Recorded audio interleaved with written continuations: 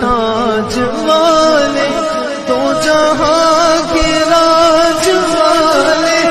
عرش کی معراج والے. میں مولانا رضوان صاحب سے اور باقی اہل اسٹیج کی توجہ چاہتا ہوں کہ اعلیٰ حضرت کی شاعری کا تھوڑا سا مطلب سمجھیں اور آپ لوگوں کو بھی سمجھانے کی کوشش کر رہا ہوں. سمجھ جائیں گے تو بہت ہی اچھا لگے گا اور سمجھیں گے تو داد و تحسین بھی دیں گے. وہ کمال حسن حضور، میرے حضور کے حسن کا وہ کمال ہے، میرے حضور کے حسن کا اتنا بڑا کمال ہے کہ گمانے نقص جگہ کہا جاتا ہے نا، نقص تو گمانے نقص یعنی کمی کا گمان بھی نہیں ہے. میرے حضور کے حسن کا وہ کمال ہے کہ کہیں کمی کا گمان بھی تصور نہیں کیا جا سکتا. فرماتے ہیں یہی پھول خار سے دور ہے. ساری کائنات میں جتنے پھول ہوں گے اس کے ارد گرد پتیاں ہوں گی، کانٹے ہوں گے، ڈالیاں ہوں گی، جھاڑیاں ہوں گی، لیکن میرے نبی ایسے پھول ہیں جہاں کانٹا نہیں، اور ایسے شمع ہے، ایسے چراغ ہے کہ کائنات میں کوئی چیز روشن کرو، چراغ روشن کرو دھواں ہوتا ہے، بلب روشن کرو تو سائنس کہتی ہے کہ اس کی جو آکسیجن جو وہ ہوتا ہے گرم کی وجہ سے دھاں نکلتی ہے، وہ بھی ایک پردوشن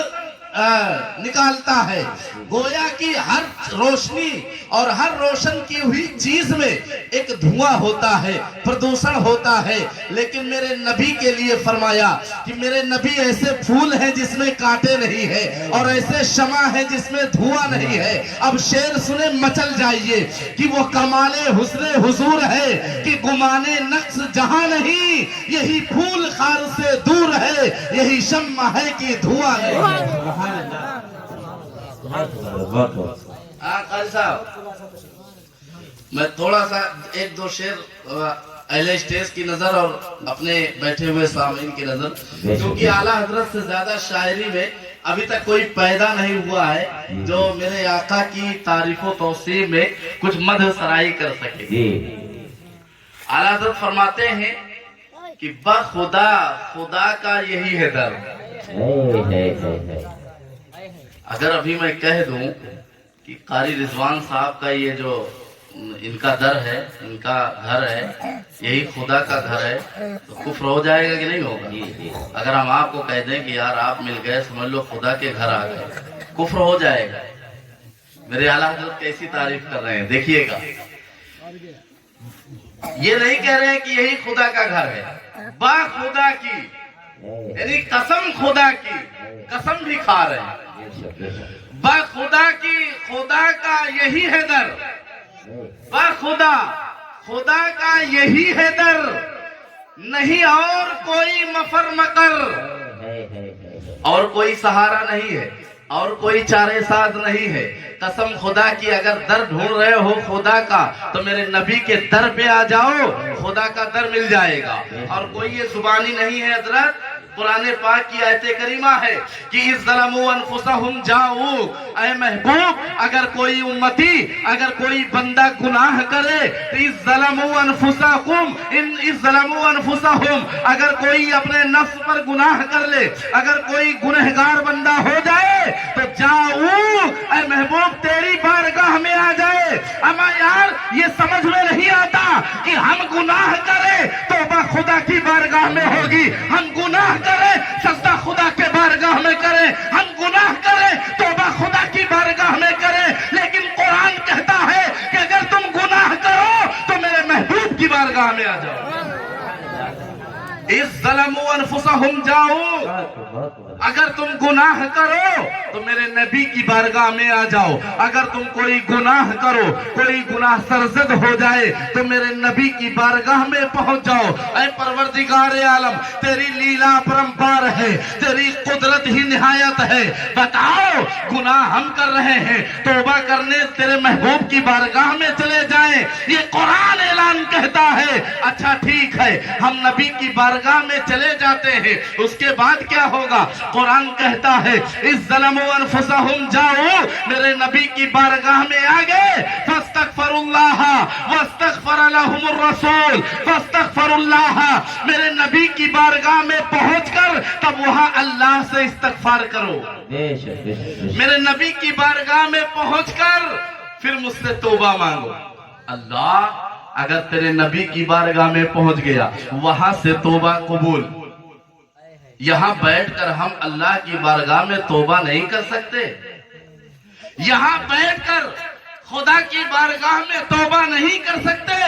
قرآن کہتا ہے کہ میرے محبوب کی بارگاہ میں جاؤ فاستغفر اللہ تب اللہ سے توبہ کرو واستغفر لهم الرسول اور پھر جب تک رسول تمہارے لیے مغفرت کی دعا نہ کرے تو فوجد اللہ کان توابا رحیما تب تک قابل قبول نہیں ہوگا اچھا ٹھیک ہے یہ بتانے کا مقصد یہ ہے کہ اب تو ہم جا نہیں سکتے ہر قدم پر گناہ ہو رہا ہے ہم نبی کی بارگاہ میں کیسے جا سکتے ہیں تو یہ آیت کا مفہوم بتاتی ہے کہ کوئی غریب نبی کی بارگاہ میں نہیں پہنچ سکتا تو سنو توبہ کرو تو گناہ ہو جائے تو دل میں عشق مصطفیٰ رکھو اور رب کی رضا چاہے ہو دعا قبول ہو جائے سبحان اللہ سبحان اللہ اب آئیے شعر کی طرف بخدا کی بخدا خدا کا یہی ہے در نہیں اور کوئی مفر مگر جو وہاں سے ہو جو خدا تک پہنچا جو ولایت کا مرتبہ پایا جو نبوت کا مرتبہ پایا جو شہادت کا مرتبہ پایا جو وہاں تک پہنچا میرے نبی کی قدموں میں آ کر پہنچا جو وہاں تک پہنچا میرے نبی کے قدموں میں آ کر پہنچا اور جو یہاں نہیں پہنچا تو بولو یہ وہاں نہیں اب شعر سنیں بخدا کی خدا کا بخدا خدا کا یہی ہے در نہیں اور کوئی مفر مگر جو وہاں سے ہو یہی آ کے ہو اور جو یہاں نہیں تو سبحان اللہ سبحان اللہ ایک شعر اور سنا دوں بتاؤ اس کے بعد تقریر تو ہوگی تیرے آگے یوں ہیں دبے لچے فصحا عرب کے بڑے بڑے شعر سنے گا تیرے آگے یوں ہیں دبے لچے فصحا عرب کے بڑے بڑے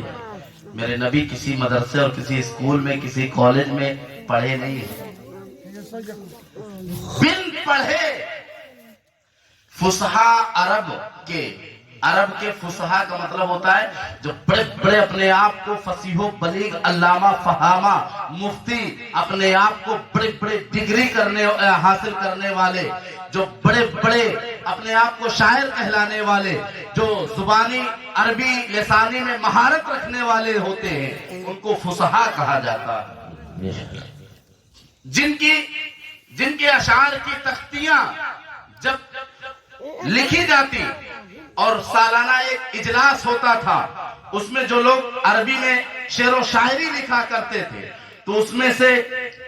نکالا جاتا تھا کہ کس کی شاعری عمدہ ہے اس کی شاعری کو خانہ کعبہ کے غلاف میں لٹکایا جاتا ہے اتنے بڑے بڑے فصحا اتنے بڑے بڑے علماء لیکن میرے نبی کے سامنے جب میرے نبی کوئی بیان فرماتے تو بڑے بڑے فصحا کی زبانیں بند ہو جاتی تیرے آگے یا رسول اللہ تیرے آگے یوں ہیں دبے لچے فصحا عرب کے بڑے بڑے کوئی جانے منہ میں زبان نہیں کوئی سمجھے تو صحیح کیوں نہیں بول رہے ہیں یہ تو اعلیٰ حضرت کا عشق جھوم کر کہا ارے یہ بولیں گے کیسے کوئی جانے منہ میں زبان نہیں میرا عقیدہ ہے کہ میرے نبی کے سامنے ان کے جسم میں جان ہے کیا کہنا تیرے آگے یوں ہے دبے لچے فصحا عرب کے بڑے بڑے کوئی جانے منہ میں زبان نہیں بلکہ جسم میں جان نہیں اب آئیے اس کی تو بہت اشعار ہیں